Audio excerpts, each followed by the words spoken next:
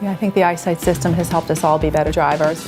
Advancing safety is about anticipating danger before it arrives. That's why Subaru developed Eyesight Driver Assist technology, one of the first safety systems of its kind.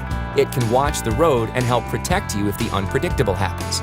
With pre-collision throttle management, Eyesight can help give you time when you need more time to stop. Eyesight watches the road, monitoring the car ahead of you.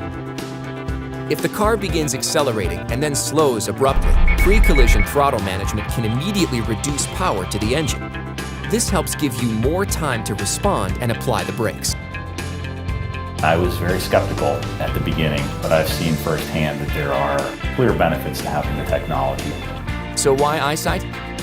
For some, it's getting enough time to react quickly. For others, it's like having an extra set of eyes on the road. Subaru Eyesight. It's about always looking ahead.